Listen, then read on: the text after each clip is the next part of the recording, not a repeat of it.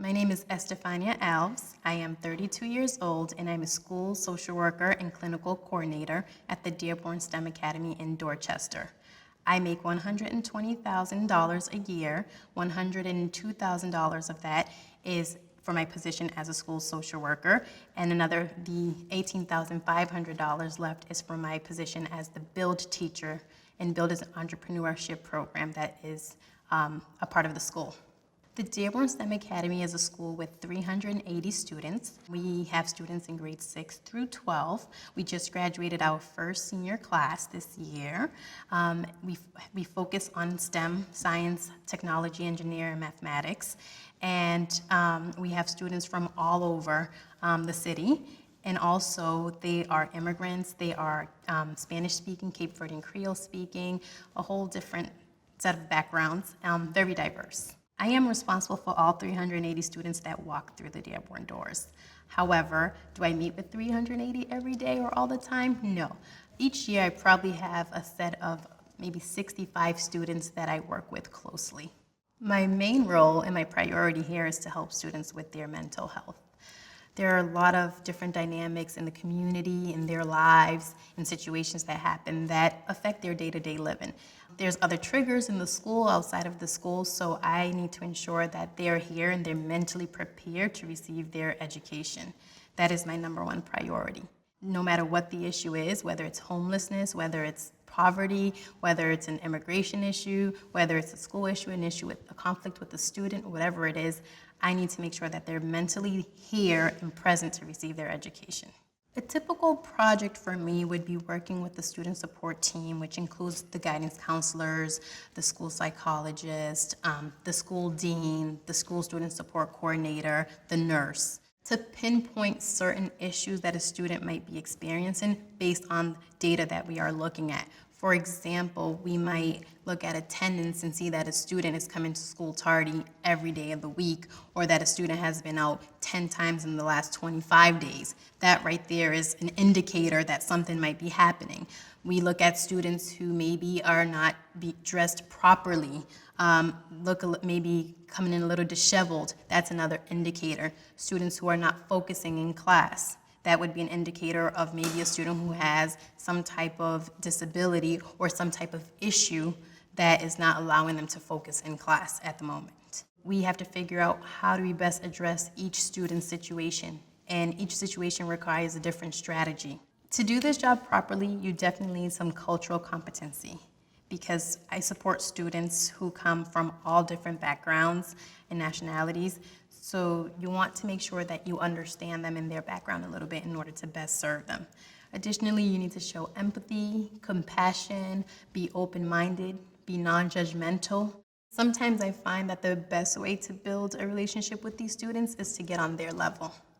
I think I benefit from that a little bit because I have younger siblings, so I like to say I'm hip sometimes. That definitely helps me having younger siblings. So being able to understand like the world that they live in now, the era that they're living in, and supporting them based on the struggles and the way the world revolves around them at this time. It's not, I like to say like I'm still young at heart, but the way that I grew up is totally different from the way that they grew up. Sure, we grew up in the same community, but I didn't grow up with social media. It's just creating a host of different problems that come into the school, and that's their reality. So I need to understand their reality. So I make $120,000 annually, and I think that's a result of the amount of years I have put in the district. I'm going into my 8th year, and also because I have 2 master's degrees. In Boston Public Schools, it works, you get compensated based on the amount of years you have in the district and the amount of education credits. So that's why I'm at $120,000. But realistically, I'm at $102,000 in Boston Public Schools because the other $18,500 comes from my Build pay. So I get paid $18,500 for this program, and I probably invest about 15 hours a week or more. The 15 hours is split between my teaching, my preparing to teach, staying after school with the students, and in meetings with Build staff. Sometimes it's more than 15 hours during competition season. I'm after school on extra days manufacturing with the students, making sure they're prepared for their presentation, taking them shopping. So anywhere from 15 to about 25 hours a week. Definitely not worth the money, but the outcome is well worth it.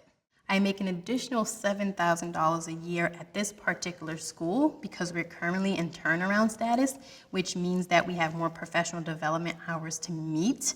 So we get compensated for the extra professional development hours and for the extra school day hour that we have embedded into our schedule. So a turnaround school typically will make a little bit over $7,000 extra in cash. The most difficult part of my job is being in the middle of situations where I have no control of. So they often involve issues of things that have already happened. For example, sexual abuse, physical abuse, or issues where Department of Children and Families are involved and the family's broken up as a result of something that already happened. Or even when a child is homeless and I can't immediately stabilize them. It's a process. So I think those are the issues that affect me the most. Sometimes I go home, I think about it. I know that I can't save every single child, but just that extra level of concern sits over my head often. And I try to do the best that I can in the most time-effective way, but it's not always the best outcome. But I think I most enjoy seeing progress in the students that I work with. Oftentimes they don't believe in themselves or other people already have judgmental attitudes towards them. So being able to see growth, no matter how small, is really important because acknowledging to the student that you've seen their growth goes a long way. They need that to push them. And you'll see the students continue to make incremental changes. And over time, by the end of the year, it's like, wow, you're not where most people would want you to be, but you've come a long way. And I think once they get to a certain point, they have some of the skills to keep going and get even further. So I think that's what's important. And it takes time. Not everyone will notice it all the time. But because I work with the students often, I notice it. And I'm often the first to point it out to them. And I make sure that I speak to their teachers and say like, hey, Miss So-and-so actually saw that you've been making progress also. So if the teachers don't say it to them, I make sure that I say it for the teachers.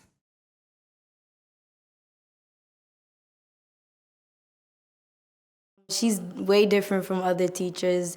Some teachers you can't even have a conversation with because they're so serious. But Miss Alves, she knows when to be serious and when to be outgoing with students. She's my second mom. She represents my mom here. She was my teacher when I was a freshman. Then she became a counselor. And she's still by my side. Looking at her and the way she is, her character, and how she faced situation made you feel like you want to be like her.